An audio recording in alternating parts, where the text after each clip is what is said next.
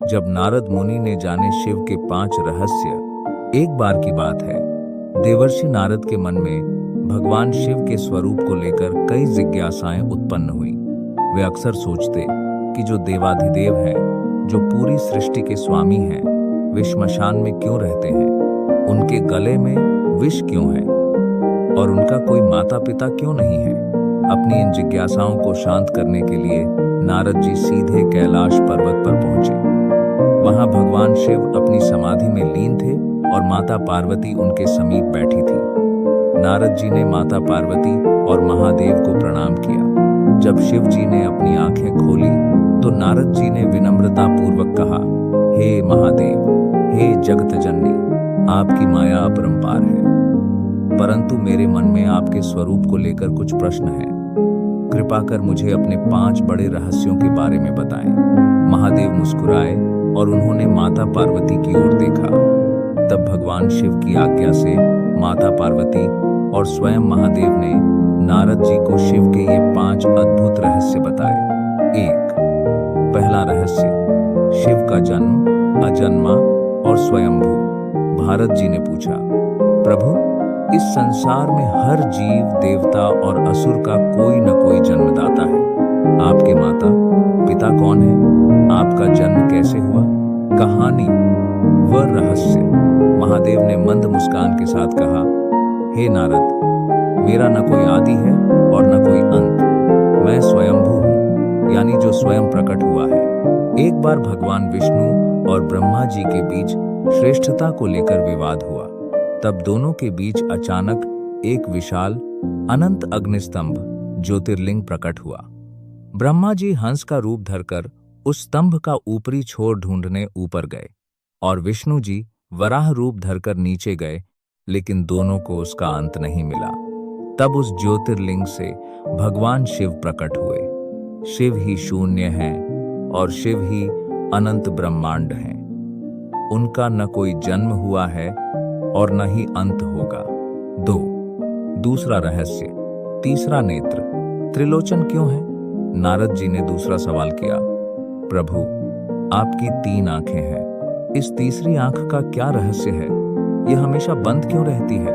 कहानी व रहस्य। माता पार्वती ने मुस्कुराते हुए कहा, नारद, एक बार मैंने विनोद में महादेव के पीछे जाकर उनकी दोनों आंखें अपने हाथों से बंद कर दी थीं। जैसे ही मैंने उनकी आंखें बंद की, पूरे ब्रह्मांड में पल भर के लिए घोर अंधेरा छा गया। सूर्य और चंद्रमा का प्रकाश लुप्त हो गया और हाहाकार मच गया।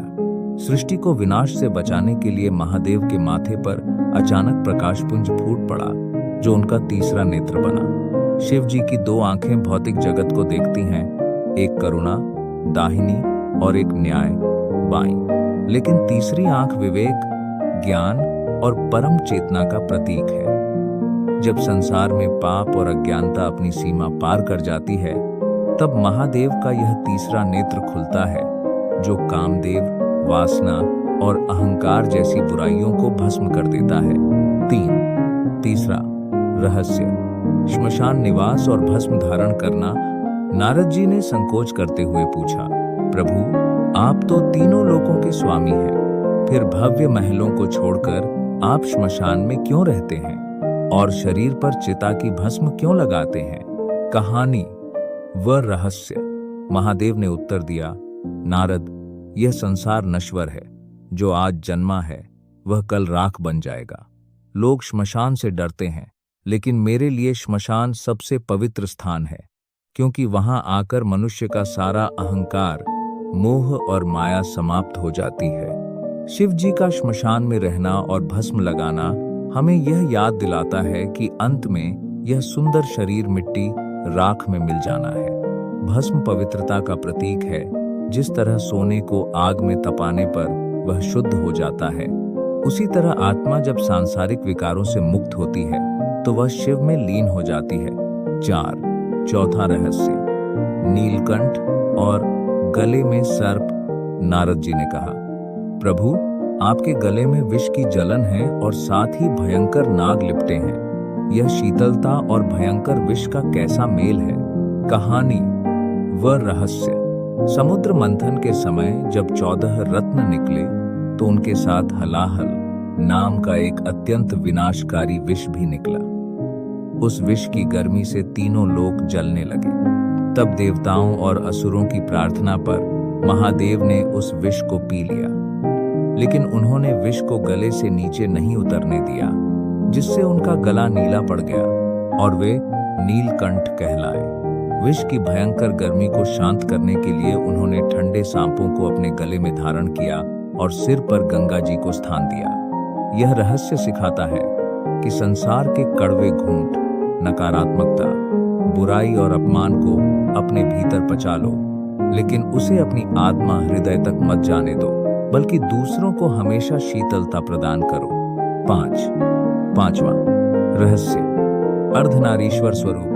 नारद जी ने अपना आखिरी प्रश्न पूछा, महादेव, आपका एक स्वरूप आधा पुरुष और आधा स्त्री का है। इस अर्धनारीश्वर रूप का क्या रहस्य है? कहानी व रहस्य। जब ब्रह्मा जी ने सृष्टि की रचना शुरू की तो उन्होंने केवल पुरुषों, मानस पुत्रों को जन्म दिया, लेकिन इससे सृष्टि आगे नहीं बढ़ पा रही थी, क्योंकि विकास के लिए प्रकृति और पुरुष दोनों का होना आवश्यक था।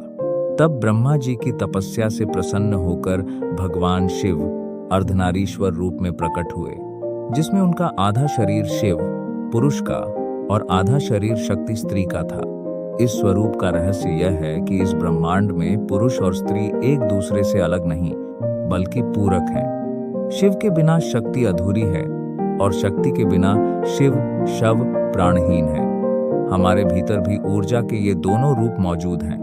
एक तरफ दृढ़ता शिव है तो दूसरी तरफ करुणा और सृजनशीलता शक्ति है।